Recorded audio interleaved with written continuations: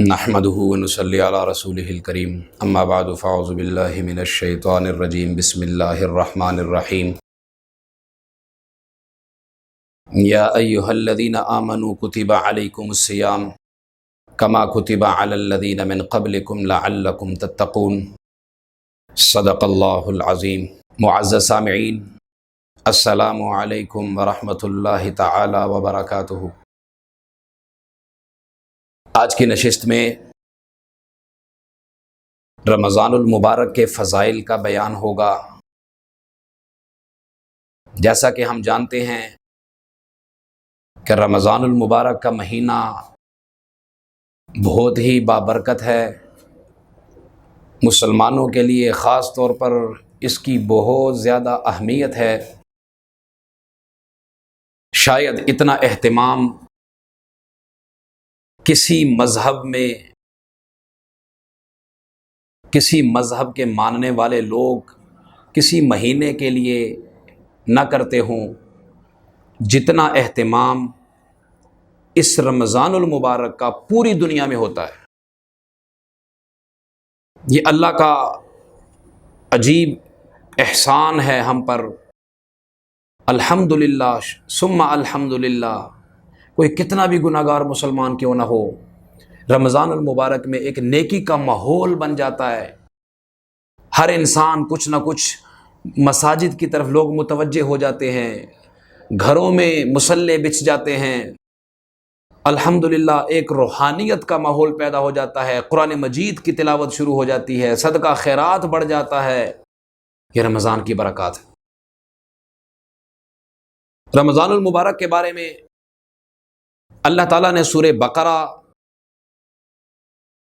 آیت نمبر 183 میں ارشاد فرمایا، یا ایھا الذین آمنوا، اے ایمان والو، کتب علیکم الصیام، تم پر روزہ فرض کیا گیا، کما کتب علی الذین من قبلکم، جیسے تم سے پہلے لوگوں پر فرض کیا گیا، لعلکم تتقون، تاکہ تم پرہیزگار بن جاؤ، متقی بن جاؤ۔ یہ رمضان کا مقصد بیان کیا گیا۔ رمضان کا روزہ فرض ہے۔ نبی علیہ الصلوۃ والسلام نے ارشاد فرمایا، بخاری مسلم میں روایت ہے، بنی الاسلام علی خمس، اسلام کی بنیاد 5 چیزوں پر ہے۔ شہادت و لا الہ الا اللہ، شہادتین کی گواہی دینا، و اقام الصلاۃ، نماز قائم کرنا، و ایتاء الزکاۃ، زکوٰۃ ادا کرنا، و صوم رمضان، رمضان کے روزے رکھنا، و حج البیت من استطاع الیہ سبیلا، اور بیت اللہ کا حج کرنا جو اس کی طاقت رکھتا ہو۔ تو رمضان وہ مبارک مہینہ ہے جس کے روزے ہم پر فرض کیے گئے اور ہم سے پہلی امتوں پر بھی فرض کیے گئے، اور مقصد اللہ تعالیٰ نے ایک جملے میں بیان کیا، 2 لفظوں میں، لعلکم تتقون، تاکہ تم متقی بن جاؤ۔ تو سامعین محترم، یہ رمضان کا مہینہ عبادات کی پریکٹس کا مہینہ ہے۔ ہم اس میں نیکی کی پریکٹس کرتے ہیں، عبادات کا ماحول بنا ہوا ہے، کثرت سے لوگ مساجد میں جا رہے ہیں، بہنیں بیٹیاں گھروں میں نماز پڑھ رہی ہیں، تلاوت کر رہی ہیں، ذکر کر رہی ہیں، صدقہ خیرات بڑھ جاتا ہے، غرباء کی مدد کی جا رہی ہوتی ہے۔ یہ وہ اچھی صفات ہمارے اندر پیدا ہو جائیں۔ یہ پورا مہینہ ہم اس کی پریکٹس کرتے ہیں، صرف رمضان کے لیے نہیں بلکہ پورے سال کے لیے۔ پورا مہینہ بھوک برداشت کی، حالانکہ کھانا کھانا جائز ہے، لیکن روزے کی حالت میں کیوں جائز نہیں رکھا؟ حالانکہ کھانا حلال کا ہے، کیوں منع کر دیا؟ تاکہ تمہیں پورا مہینہ یہ حلال سے رکنا آئے، کہ باوجود اس کے کہ تمہارے لیے کھانا حلال تھا لیکن تم نہیں کھا سکتے مغرب تک، اسی طرح تمہیں پورا سال غریبوں کی بھوک کا احساس رہے، پورا سال تمہیں اس بات کا احساس رہے کہ میں رمضان میں صرف بھوک کو برداشت کر رہا ہوں اور اس کو فیس کر رہا ہوں اور اس کو فیل کر رہا ہوں۔ وہ لوگ جو پورا سال اسی حالت میں گزارتے ہیں، ان کا میں کیسے احساس کروں؟ یہ چیز دل میں پیدا ہو جائے۔ اس کا اہتمام کروانے کے لیے رمضان کے روزے اللہ تعالیٰ نے فرض کیے، تاکہ تمہیں تقوی حاصل ہو جائے۔ تقوی کا مطلب کیا ہے؟ اجتناب عن المعاصی وامتثال علی الاوامر۔ صوفیہ فرماتے ہیں، علماء فرماتے ہیں، تقوی کا مطلب یہ ہے گناہوں سے رکنا اور اوامر پر عمل کرنا۔ جن چیزوں کے کرنے کا حکم دیا ان کو کرنا، فرائض واجبات سنت موقدہ، اور جن چیزوں سے رکنے کا حکم دیا ان سے رکنا، حرام، مکروہ تحریمی، ناجائز افعال، اقوال وغیرہ۔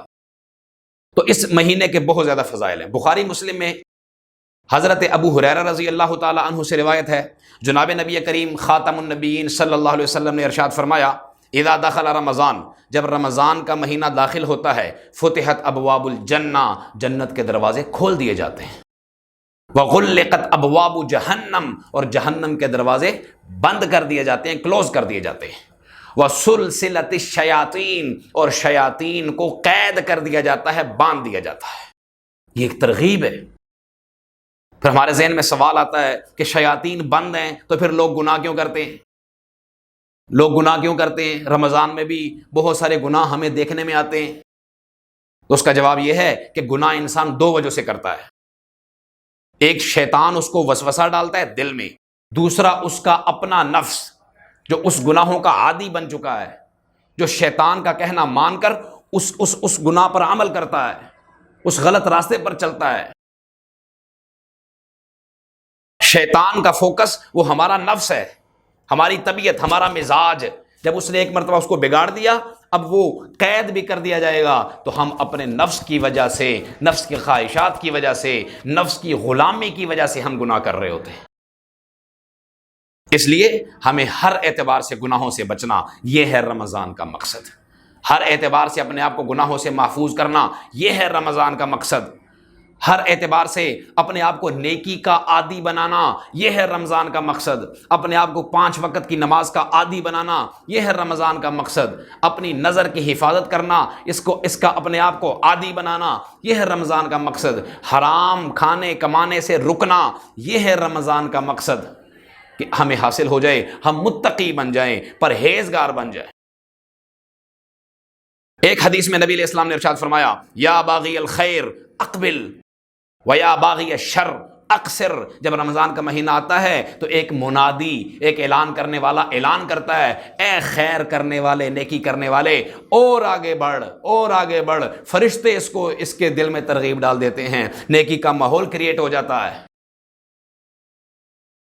اور ویا باغی الشر اقصر، اور اے گناہ کرنے والے، اے بدکاری کرنے والے، اے حرام کمانے والے، حرام کھانے والے، لوگوں کے ساتھ زیادتی کرنے والے، لوگوں کو دھوکہ دینے والے، لوگوں کو فراڈ کرنے والے، کرپشن کرنے والے، دروغ گوئی کرنے والے، رک جا، رک جا، رک جا، اقصر۔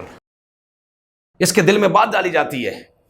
اس لیے جو ہے ہم اب دیکھتے ہیں کہ ہم اس پر کتنا عمل کرتے ہیں۔ مجھے نیکی کا ماحول مہیا کر دیا گیا، گناہ کرنے تھوڑے سے مشکل کر دیے گئے، جنت کے دروازے کھول دیے گئے، جہنم کے دروازے بند کر دیے گئے، شیاطین کو قید کر دیا گیا۔ اب اگر میں نیکی کے راستے پر نہیں آتا تو میری بدبختی۔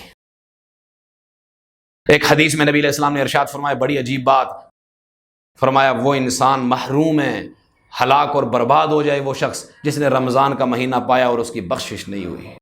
اتنا خیر کا مہینہ جس میں ایک نفل فرض کے برابر ہو جاتا ہے، اور ایک فرض وہ 70 فرضوں کے برابر چلا جاتا ہے۔ نیکی کا ریٹ بڑھ جاتا ہے، نیکیوں کا سیزن ہم کہہ سکتے ہیں۔ جیسے ہوتا ہے نا لوٹ مار سیزن، سیل لگ جاتی ہے اور لوگ چیزیں زیادہ وافر مقدار میں لے لیتے ہیں کیونکہ سستی مل رہی ہے، تھوڑے پیسوں میں زیادہ چیز مل رہی ہے، تھوڑی نیکی پر زیادہ اجر مل رہا ہے۔ ایک فرض پڑھیں 70 فرضوں کا ثواب مل رہا ہے، حدیث میں موجود ہے۔ ایک نفل پڑھیں گے فرض کے برابر ثواب ملے گا، حدیث میں موجود۔ اس لیے اس موقع کو نہ گوائے۔ نبی علیہ الصلوۃ والسلام 2 مہینے پہلے رمضان کے آنے کی دعا مانگا کرتے تھے کہ یا اللہ رمضان تک مجھے پہنچا دینا، اللہم بارک لنا فی رجب و شعبان وبلغنا رمضان، یا اللہ رجب اور شعبان میں ہمیں برکت عطا فرما اور ہمیں رمضان تک پہنچا دے، کہیں رمضان سے ہم محروم نہ ہو جائیں۔ کتنے لوگ ہیں رمضان سے پہلے فوت ہو گئے، لہٰذا اللہ تعالیٰ نے ہمیں موقع عطا فرمایا ہے ہم رمضان کی پوری قدر و قیمت کو پہچانیں، ابھی سے اس کا اہتمام شروع کر دیں، اپنی ترتیب بنا لیں، جو سودا سلف لانا ہے وہ لا کر رکھ دیں پورے مہینے کے لیے، تاکہ ہمیں رمضان کے قیمتی اوقات بازاروں میں ضائع نہ کرنے پڑیں، زیادہ سے زیادہ قرآن مجید کی تلاوت کریں، 1 2 3 4 5 10 جتنے ہو سکے ہم قرآن مجید کے ختم کریں۔ قرآن کا رمضان کے ساتھ بہت مضبوط تعلق ہے۔ شہر رمضان الذی انزل فیہ القرآن، اسی سورہ بقرہ میں فرمایا رمضان کا مہینہ وہ ہے جس میں اللہ تعالیٰ نے قرآن مجید نازل فرمایا ہے۔ اس لیے اس رمضان کا ایک لمحہ بھی ہم ضائع نہ کرنے پائیں۔ تہجد کا اہتمام، اشراق کا اہتمام، ذکر تلاوت کا اہتمام، کم از کم 2 3 4 5 پارے جتنی ہو سکے اللہ توفیق عطا فرمائے ضرور تلاوت کریں، 3 تسبیحات کا اہتمام کریں، صدقہ خیرات کا اہتمام کریں، اور جو ہے گھر میں ایک نیکی کا ماحول بن جائے۔ انشاءاللہ الرحمن اس کے اثرات ہم اپنی زندگی میں بھی دیکھیں گے، اپنی اولادوں میں بھی دیکھیں گے، اپنے گھروں میں بھی دیکھیں گے، اپنے کاروبار میں بھی دیکھیں گے۔ اللہ ہمیں سمجھ نصیب فرمائے، عمل کی توفیق نصیب فرمائے۔ وآخر دعوانا ان الحمد للہ رب العالمین۔